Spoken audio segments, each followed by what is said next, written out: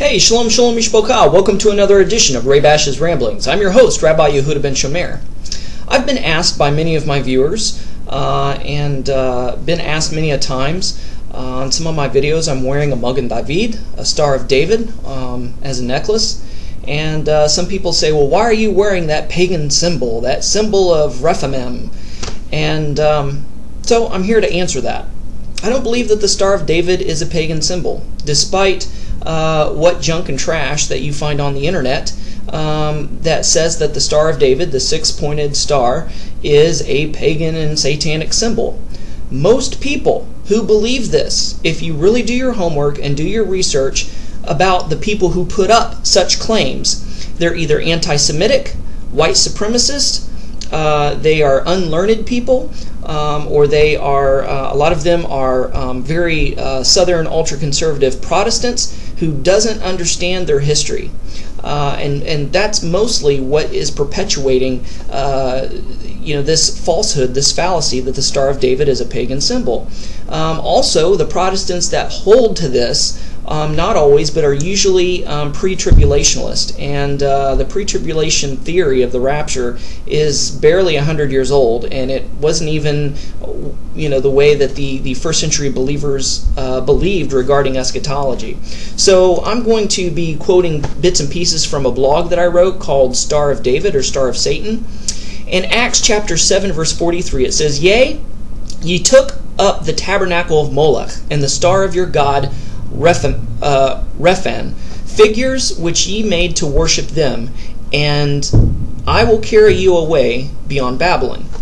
And people say that this star is the Star of David, and nothing could be further from the truth. It's not a satanic symbol.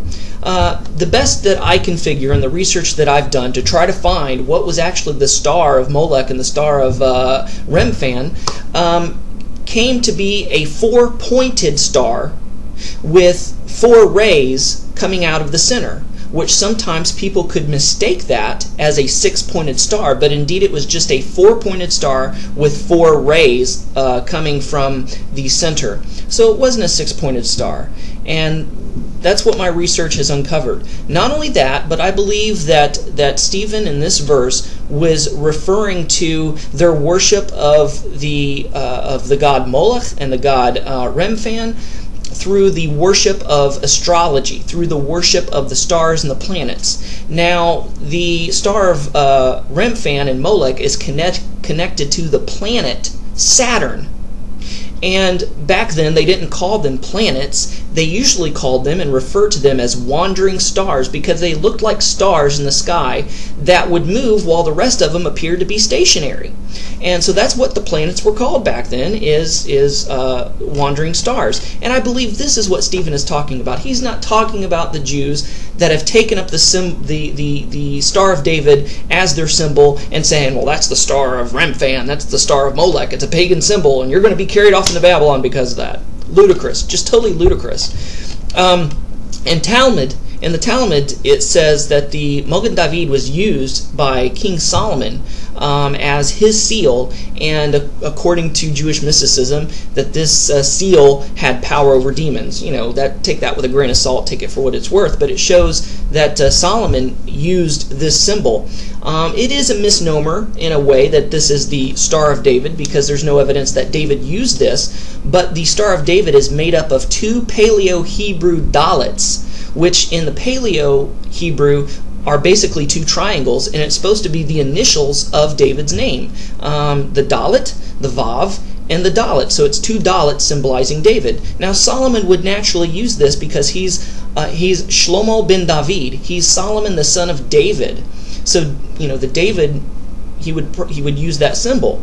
Now, Jewish Student Online Research Center says scholars such as Franz Rosenzweig have attributed deep theological significance to the symbol.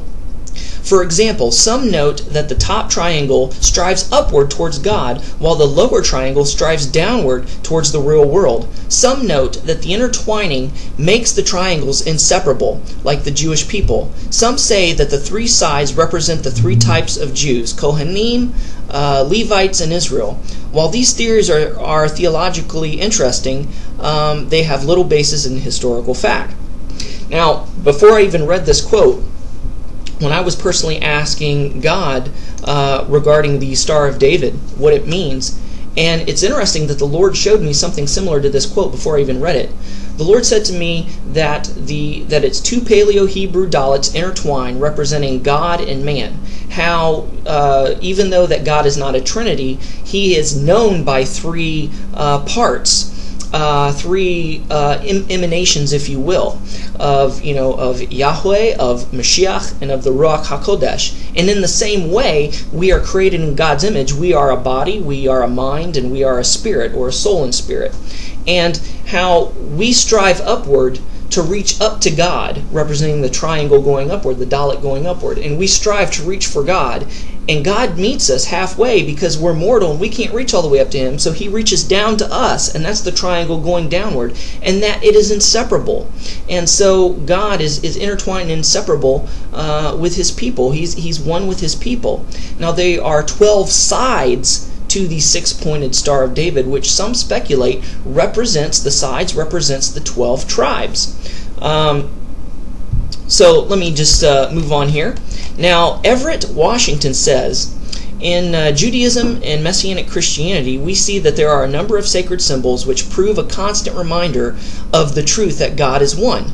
This truth is seen in the fringe of the Talit and in the Star of David, where the Hebrew term for the Star of David is Magen David, is made up of 6 Hebrew letters standing for the spelling out of the Shema, with each point of the star representing a Hebrew word for Hear, O Yisrael, the Lord your God, the Lord is one. Shema Yisrael, Adonai Eloheinu, Adonai Echad, Deuteronomy 6:4. He also says the Star of David, also called the Shield of David, was made up of these 2 triangular Dalits. The warriors of pagan nations going to war would paint dragons and snakes and frightening-looking creatures, images in other words, on their shields. Whereas the Israelites chose the Star of David, the 2 Dalits, which contain the first and last letter of King David's name. King David had the reputation of being a great man of war, and this struck terror into the hearts of Israel's adversaries. It was an excellent and effective symbol for warfare, for it testified of the Shema. Hear, O Yisrael, Adonai our God, Adonai is one.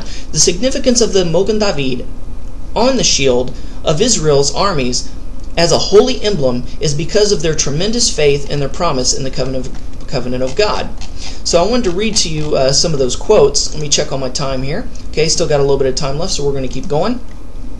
Now, historically, the Star of David, the Magen David, the 6-pointed star, has been seen in the reliefs of synagogues of Capernaum built in the 3rd century, ironically alongside swastikas. Now, we know that the swastika doesn't mean what it meant way back then, and this testifies to Satan, how Satan cannot create. He can only take and pervert. Satan can only pervert, he cannot create. So he takes a symbol that's either neutral or pure and tries to make it unholy, just similarly with sex. Just because there's pornography, does it mean that sex is wrong, sex is bad? No. God created it as a holy act, a holy thing within the bonds of marriage. Satan just perverted it. No different with the Star of David and the swastika. You know, where the Star of David with a circle around it has been used by Wicca and Satanism as hexes and vexes and all this kind of stuff. And the swastika, of course, is used by the Nazis. These symbols have been perverted. But just because they're perverted doesn't mean that they were originally bad or originally evil. So I know that the opinions are very strong regarding the Star of David and regarding these things. You know, and there's a lot of debate, but to say that the Star of David is the star of Satan or the star of Remphan or Moloch is there's no concrete historical basis for it whatsoever. All the evidence is either fabricated or circumstantial. You know, so it's all speculative. So, but I believe with all my heart that the Star of David is not satanic. not evil in any way.